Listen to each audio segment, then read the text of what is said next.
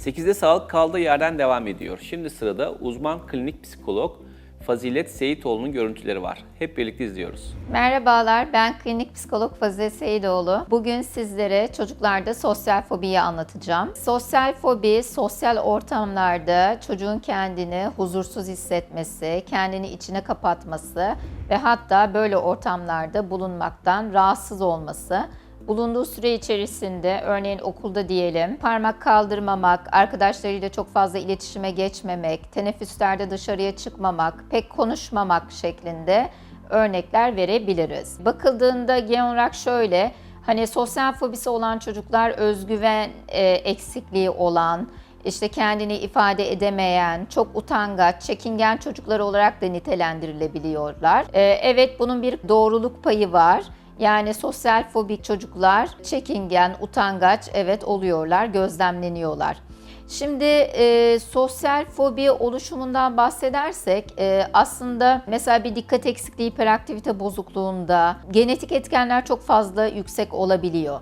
Yani anne ve babanın işte bir DEHB olması çocuklarının da DEHB olma olasılıklarını yükseltiyor.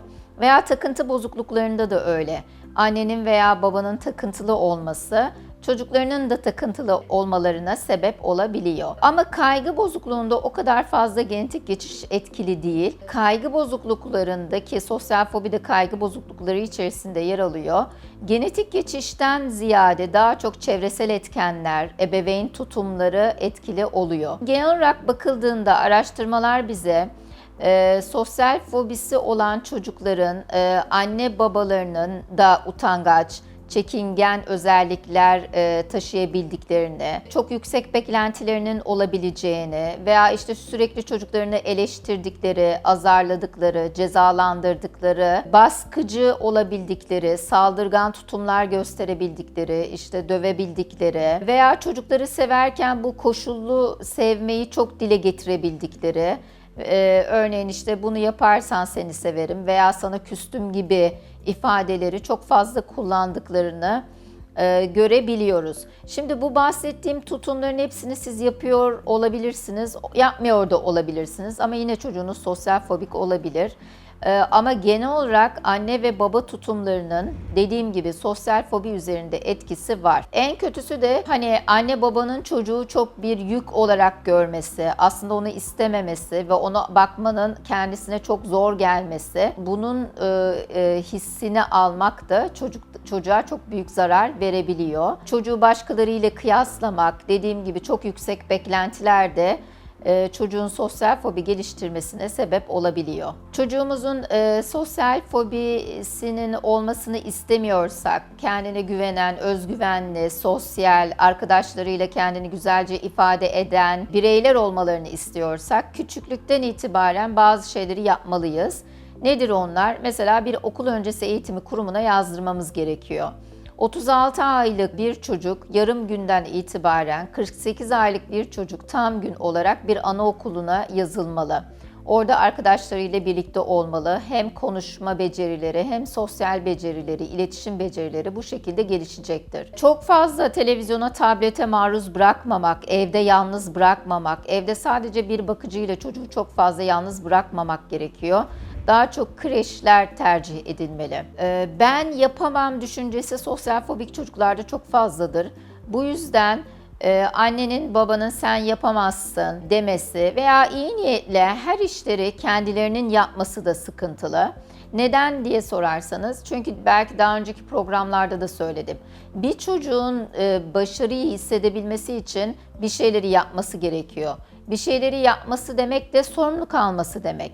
Yani bir kız çocuğu evde bulaşık makinesini güzelce yerleştirdiğinde annesi "Aa, bu kız ne kadar becerikli, ne kadar güzel yerleştirdin sen böyle" dediğinde o kız kendini iyi hissediyor, özgüveni gelişiyor, kendini başarılı hissediyor. Evet, bulaşık makinesini yerleştirmede de kendini başarılı hissedebilir.